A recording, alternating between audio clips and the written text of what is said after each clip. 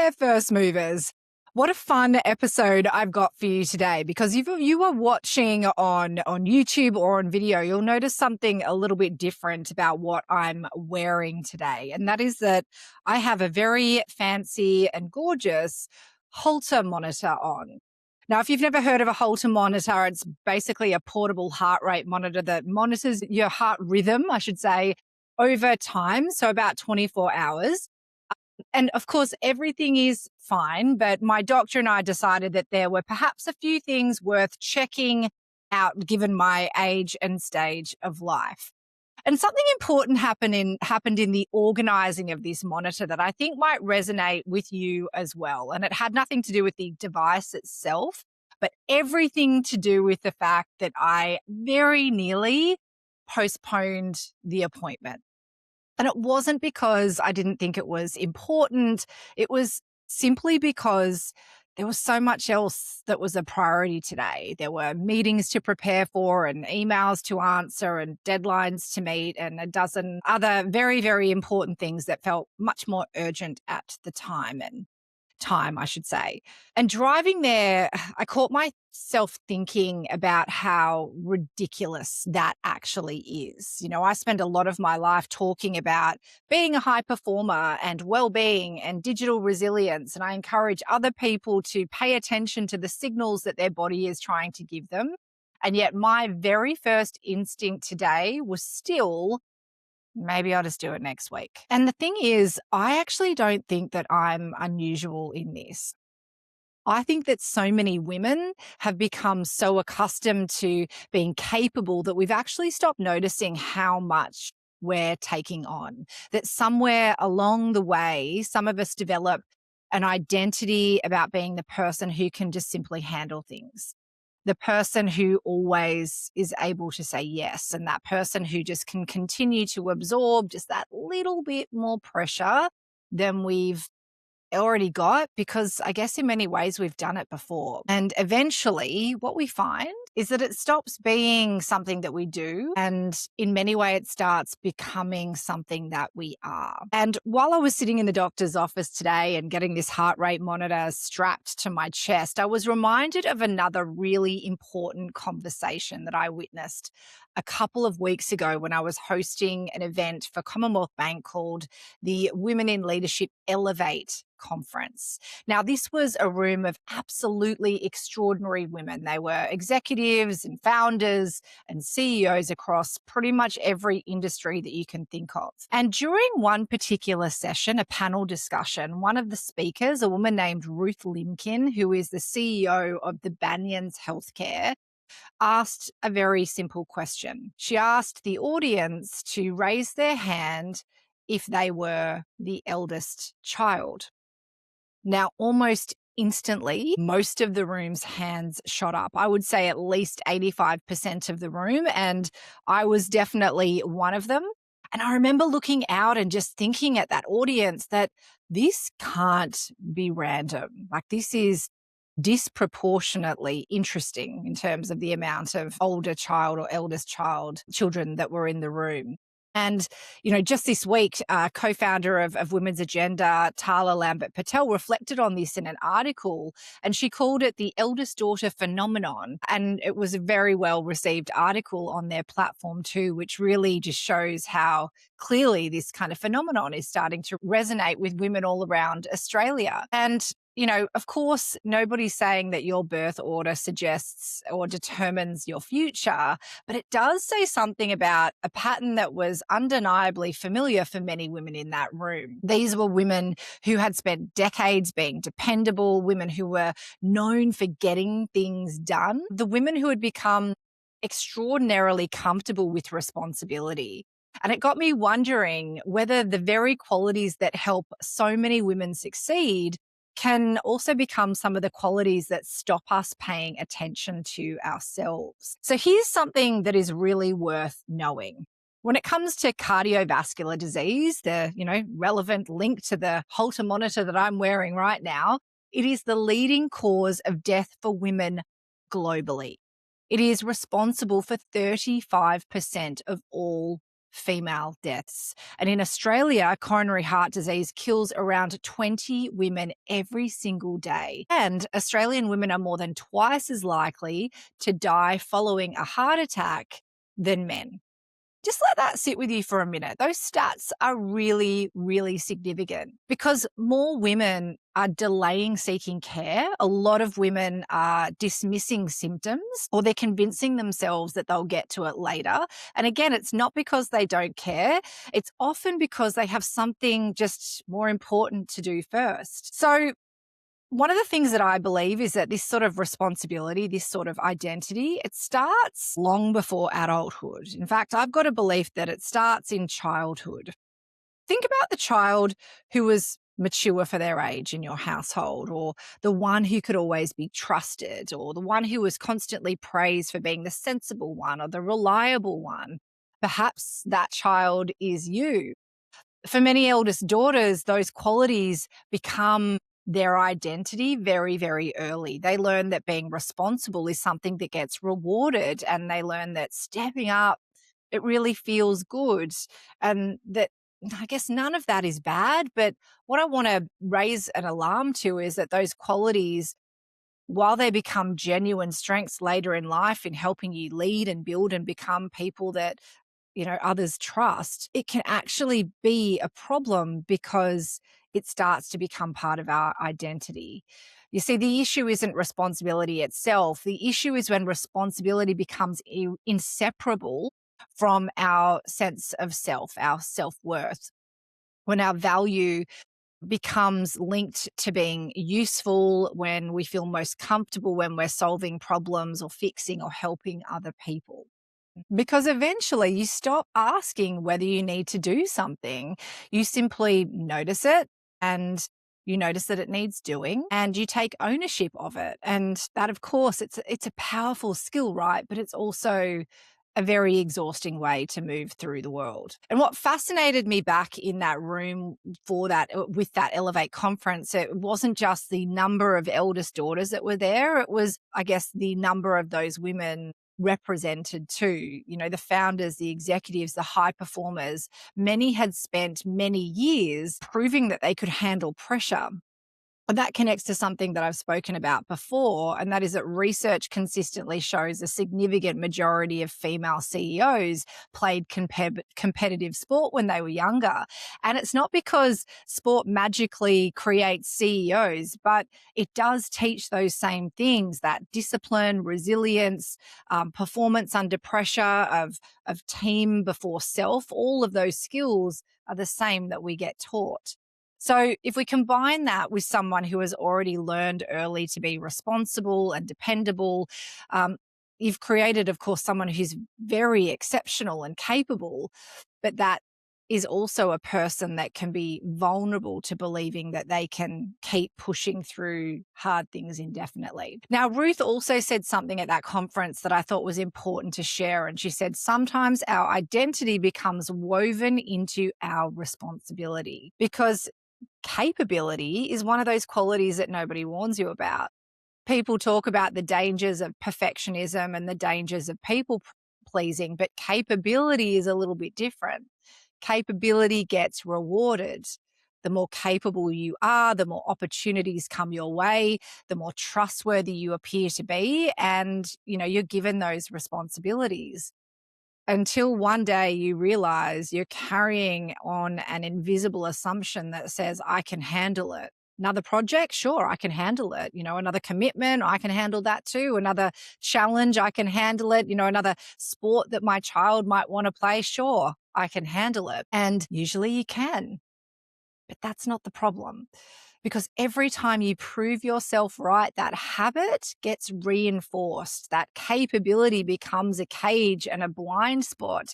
You push through exhaustion. You delay the appointment. You tell yourself to slow down, or that you will slow down after a certain point, after a project is finished, after the financial year ends, after a quarter is completed, after a season is over. But there's always another project. There's always another quarter. There's always another season. The body keeps the score, whether we're paying attention or not. And one of the most dangerous habits of high performing people is that they develop a way of treating their well-being as something that they can just put off until later on. And the problem is that later on, it rarely arrives. Another issue is how the system loves people like this. Our workplaces love people like this. They actively reward these behaviors. The long hours become, a call to commitment. The constant availability becomes a great leadership skill. Being busy becomes a status symbol. And if you're already someone who finds identity in being dependable, that environment probably feels very familiar to you. In fact, it probably feels very comfortable for you because you may have been operating in it for years, perhaps even decades of your life. The challenge is that high performance and self-neglect, they look very, very similar from the outside. Both involve sacrifice and pushing through discomfort in many ways, but only one of those things is sustainable. The other, well, it's going to eventually ask for some type of payment. And that payment often is, elements or full blown burnout that you might be experiencing. Sometimes it's anxiety. Sometimes it's disrupted sleep. I know so many women who are waking up at that 2 and 3 a.m. saying that, they're not wired, but they still can't sleep. Sometimes it's our physical health that starts to decline. And often, the signs appear a lot earlier than we're willing to acknowledge them. And so we do need to make sure that we normalize those warning signs where we can. Because for many high performers, burnout doesn't arrive dramatically. It actually arrives really gradually. And gradual can be confused with normal. As I mentioned, the 3 a.m. wake up, the inability to switch off, the feeling of constantly being behind, even though you've completed pretty much every task that you set out to do during a day. It's the health appointment you've been meaning to book for months. It's the gym membership that you're paying for, but you never actually get to. That feeling that rest has become somewhat uncomfortable. You don't really know what to do with it. The Banyans has seen significant increases in people seeking support around stress and burnout, and interestingly, increased alcohol use, particularly by people who don't seem to think that they have a problem. And it's not because they identify as, particularly problematic, but because they're trying to manage a relentless and ongoing, consistent and persistent pressure in their lives. And this is where a lot of capable women, they miss the signs because they're still functioning, they're still succeeding, they're still delivering on the projects. But functioning is not the same thing as thriving. And achievement is not necessarily evidence that you're doing life well. You see, to me, I guess the maths, it doesn't really work anymore because so many women are now trying to fit so much into their lives, definitely more than previous generations ever attempted. They've got to cover career, family, community, relationships, aging parents, personal growth, financial freedom. The list is absolutely endless, let alone the amount of WhatsApp groups that we have to deal with if you are a parent of a school-aged child. And it makes me think about the concept of the village. The village is not just about childcare. It's about shared responsibility for a life. It's about shared effort. It's about shared recovery. And when that disappears, we compensate it by trying to control situations, by becoming more efficient, by becoming more organized, by becoming optimized and productive. But productivity can't solve every problem. Every human being, not human doing, eventually needs that restoration, not optimization. They are absolutely not the same thing. You see, when I reflect back as a person who was a competitive swimmer, who swam for Australia for a few years, who lived that life of an elite athlete, this is a part that I reflect on that's quite fascinating because even when it comes to elite sport, no athlete trains at maximum intensity every single day.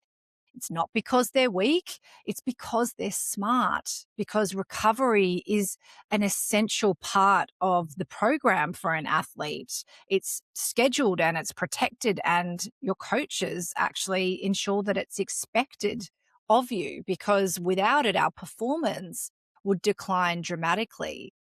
In sport, this is obvious. In leadership, I don't know, somehow we've completely forgotten it. And in our homes, it's exactly the same thing. Rest should not be a reward for doing enough, because there is no such thing as enough. That list is absolutely endless. It never, ever, ever ends. So if you're waiting for everything to be finished before you allow yourself to have that moment, you're going to be waiting for something that simply doesn't exist. It's not the opposite of productivity. When we think of the word rest, it is what actually makes productivity sustainable. It's not indulgence, it's preparation. And for so many high performing women, it's a skill that really needs to be relearned. And I will put myself in that same category. But I am making the effort and trying to take those steps with small things like, the time for my health. So what can we do? What can we do about this? I think the first thing is to remember that this isn't some, dramatic life overhaul. It starts with simple awareness, by checking in with ourselves, by paying attention to what we've automatically taken ownership of and what we've let slide us by. One of the things that I think is helpful is sometimes writing these things down. So if you could commit to a day or a week, writing down all of the things that you noticed and took care of without anybody else being involved, not to judge yourself, of course, but just to notice how many things you're doing or not doing. Secondly, you can identify one of those areas where you can release ownership, right? You can delegate to someone else. You can find a way to raise your voice, to say that you want to prioritize yourself. And you'd be surprised that people will often pick up the slack when you voice it. And the third one is one that I really, really like, and that is what we call the friendship test, to apply the friendship test. So if your closest friend described her week the way that you've experienced yours, especially if it's a particularly stressful week that you've experienced, what would you tell her to do? Would you tell her to relax? Would you tell her to take time for herself, to book the massage, go for the walk, to go to bed early, to do the things we all know inherently we should be doing but choose not to? And perhaps we can take that advice ourselves. Finally, one of the best things that you can do is scheduling in that recovery. Not when everything calms down, not when everything feels like it might be an okay time to do that. Put it in the calendar now, book it and protect it. Treat it as seriously as any other meeting that you would be going to, because in the end, your future self deserves that same level of care that you knowingly extend to everyone else.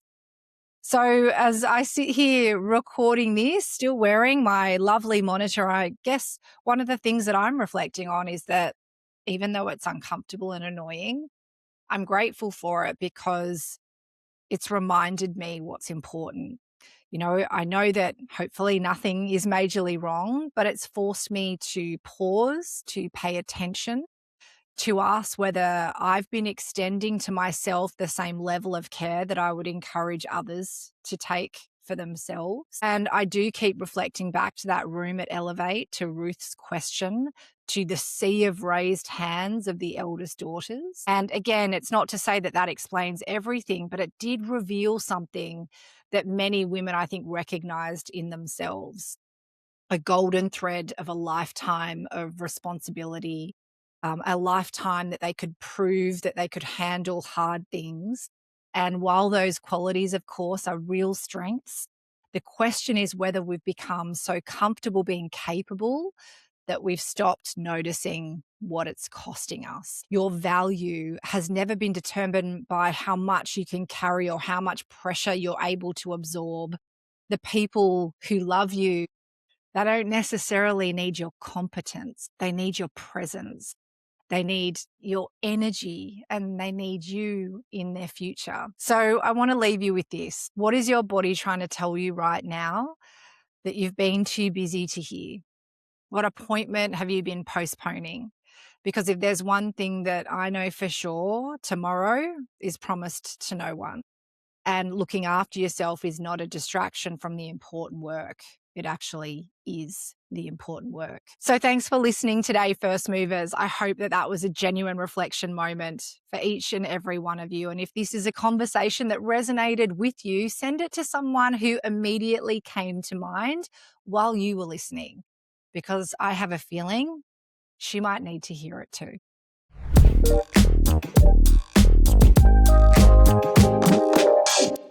That's it for today's episode of the First Movers podcast. If this hit home for you or you think someone else needs to hear it, share it and subscribe. That's genuinely how this show grows and how these conversations reach the people who need them most. Keep an eye on yasminlondon.com or follow me on LinkedIn and Instagram, and I'll drop the links in the show notes. Until next time, be first, be brave, and be a first mover.